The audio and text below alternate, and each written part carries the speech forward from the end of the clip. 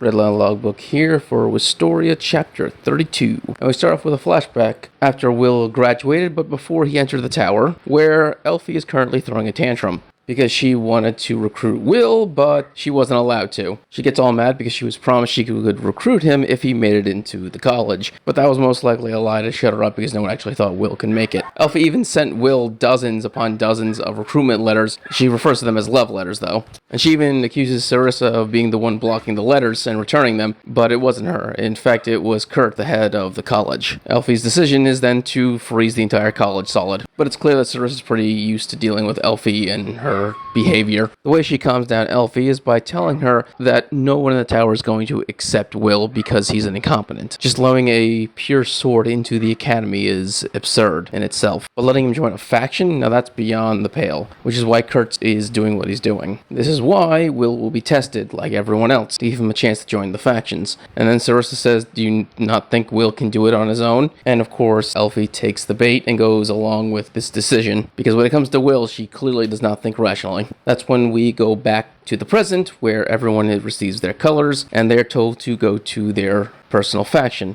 Clonette's all bubbly and kind when she meets the rest of the Earth faction. As for Thawne, he straight up just glares at Cariot, which means he's gunning for that position as hard as he can, and not just that, but he clearly has a personal hatred of Cariot. And that is when we see Will, Julius, and two others who are still colorless, freaking out and asking what's happening. Obviously, the only person who knows what's going on is Julius and the other high nobles who were informed about this beforehand. Those who weren't selected are considered worthless, and their sole job is basically to stay on the first floor as a bunch of colorless. It's referred to as the floor of broken wands, because the sole purpose of the colorless is basically just to prop up the superior mages who are meant to carry this world. But they are given a chance. That's when Kirui summons her golems, and she tells the four colorless that if they want a chance to move up, they have to impress everyone by defeating these guardians. There's only one rule in the tower: show your worth. And so that's when all the students start fighting the Earth Guardians. The two no-name mages are blasting the golems with everything they have, but it's doing absolutely no damage. It's then revealed that these guys are on par with a 30 value monster in the dungeon, which is the lower end of the middle floors. Basically, the average student wouldn't be able to beat them, but the whole point of being here is that you're no longer a student, you're now part of the tower. So you have to be able to get past their shields and destroy them, or you're not worth going any higher. Julius is actually doing extremely well. He is completely obliterating the golems that attack him. And thanks to Will teaching him the secret of Elfi's first spell, he's now a lot more efficient fighter and a lot more practical in the way he works. And everyone is impressed by him. In fact, everyone basically says if he wasn't an ice mage and he was part of their element, they would recruit him in a heartbeat, because he's clearly a cut above everyone else. Unfortunately,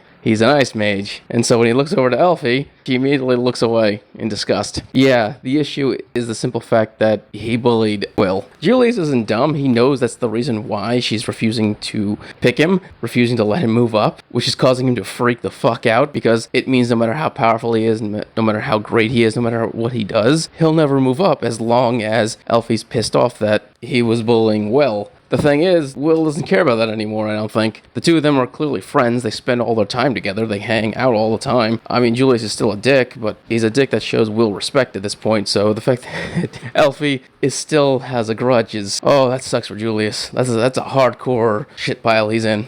Julius then looks over to Will, who has been dodging this entire time, and he actually starts to get pissed off because, once again, the two of them are friends now, and he tells them to start fighting, stop running away. But Will hasn't been running. He's been studying the movements of the Guardians, and now that he knows all of them, he decides to go into the attack. And in one move, he dodges the Guardians' attack and then cuts through it. And this impresses everyone, because what they just witnessed is absurd. Sarissa was surprised by how fast Will was, but all the other advisors to all the other magic wand to point out that's not the impressive part. The impressive part is the fact that his attack is so heavy. He didn't just cut through the Guardian, he cut through the shield of the Guardian, which means Will went for the most defensive part just to prove how strong he was. Oh, and I had to point this out. So, the head of the elves of the Fae faction is Leafia, which, yeah, that's a Dalmachi character. They did change her look a lot, because in Dalmachi she has red hair and here she has green. But her advisor's name is Filvis, also a Dalmachi character who's like best friends with Leafia. Oh my god. Man is going the marshmallow route. Anyway, Will and Julius are now just cutting down every guardian that they come across, because the other two can't do anything.